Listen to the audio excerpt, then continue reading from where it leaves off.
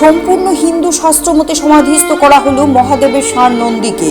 প্রয়াত একটি ষাঁড়কে এভাবে শাস্ত্র মেনে শেষকৃত্য সম্পন্ন করার ঘটনা প্রথমবারের মতো প্রত্যক্ষ করল ত্রিপুরাবাসী।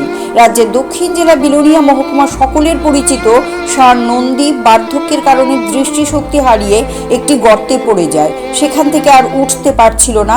বিপর্যয় মোকাবিলা দপ্তর থেকে কর্মীরা এসে ষাঁড়টিকে উদ্ধার করে। পরবর্তী সময় প্রাণী চিকিৎসকেরা এসেছে, চিকিৎসাও করে যায়, কিন্তু শেষ রক্ষা হলো না। মঙ্গলবার শিবগেরে পূজা করা সকলের পরিচিত ষাঁড়টির মৃত্যু হয়।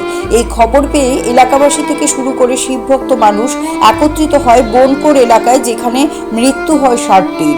এলাকার মা বোনেরা একত্রিত হয়ে উলুধ্বনি, শঙ্খধ্বনি, হর হর মহাদেব ধ্বনি তোলেন এবং পুরোহিতের মন্ত্র উচ্চারণের মধ্য দিয়ে সম্পূর্ণ হিন্দু ধর্মের রীতিনীতি মেনে ব্রাহ্মণ দ্বারা পূজা অর্চনার মধ্য দিয়ে শেষকৃত্য সম্পন্ন হয় ও সমাধিস্থ করা হয় নন্দীকে।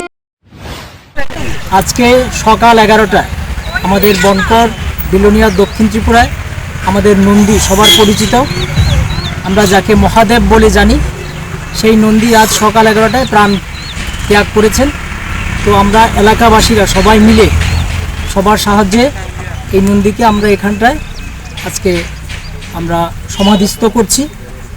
তো আশা করছি আগামী দিনে এই ধরনের নন্দী বা গোমাতা যদি কোথাও প্রাণ যায়, আপনারা সবাই মিলে এভাবে গৌমাতাকে মাটিতে সমাধিস্থ করবেন। তো আপনাদের কাছে আমরা এই প্রার্থনা রাখছি। CRI TV, channel for news and entertainment.